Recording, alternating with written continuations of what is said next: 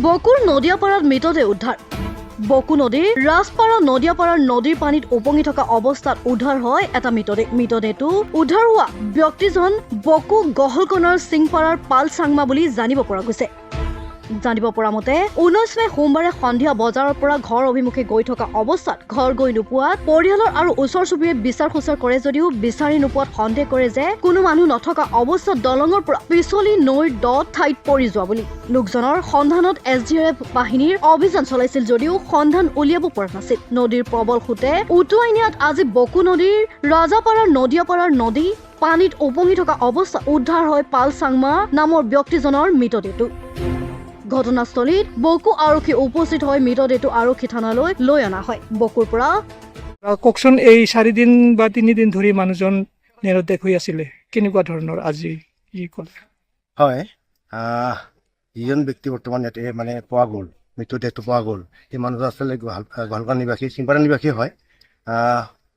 প্ৰায় সোমবাৰে সন্ধিয়া প্ৰায় 9টামান বজাত হ'ব, 9টামান বজাত হ'ব। মানে বজাৰৰ পৰা তেওঁ ঘৰমুখা হৈ গৈ আছে। তেওঁ মানে নদীৰ ওপৰত সৰুকৈ মানে মানুহ পাৰ হোৱাৰ কাৰণে, অহা যোৱা কৰাৰ কাৰণে বাঁহৰ এখন মানে ফুটব্ৰিজ বনোৱা আছে। মানে বৰ্তমান নিৰ্মাণ অৱস্থাত আছে মেইন দলংখন। মানুহখিনি অহা যোৱা কৰাৰ কাৰণে এখন ফুটব্ৰিজ বনোৱা আছে। তেওঁ মানে আন্ধাৰত ভালকৈ ধৰিব নোৱাৰি ছাইডত খোজ দিলে। ছাইডত খোজ দিলে তেতিয়া মানে তলত দ আছিলে, তেনে পৰি গ'ল। তেতিয়া সেইটো সময়ত কোনো মানুহ নাছিল, আৰু মানুহ নোহোৱাৰ কাৰণে হঠাৎ ক'ত গ'ল মানে কোনে গমেই নাপায়। শেষ মুহূৰ্তত যেতিয়া তেওঁলোকে মানে মানুহজন আহি নাপায়, কি হ'ল কি নহ'ল, তেতিয়াহে মানে মানুহজন হয়তো পানীতে পৰি মৰাৰ এটা সন্দেহ মানে কৰি পিনে কৰা হ'ল।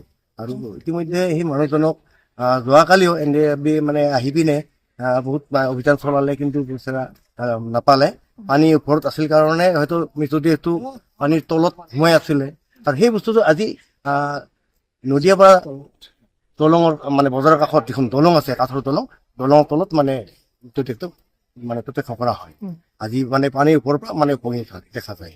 এতিয়া প্ৰশাসনৰ লোকে আহি মৃতদেহটো উদ্ধাৰ কৰিব। বৰ্তমান আমাৰ স্থানীয় গাঁওবুঢ়া আছে মন্টু শৰণীয়া, তেওঁৰ সহযোগত আমি সকলোৱে মিলি মানে প্ৰশাসনক মানে কথাখিনি অৱগত কৰা হয়। আৰু তেওঁলোকৰ মানুহখিনি আহি বৰ্তমান তেওঁ মানে ইয়াৰ পৰা উদ্ধাৰ কৰা মানে মৃতদেহটো উঠোৱাৰ ব্যৱস্থা কৰি থকা হৈছে।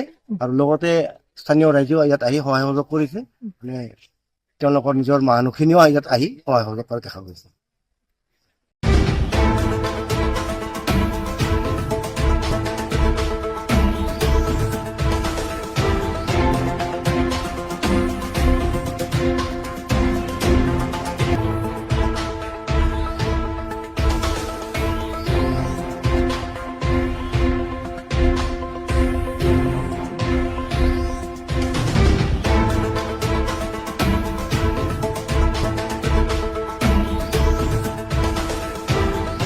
Dhanmoni Medhi report, my news any.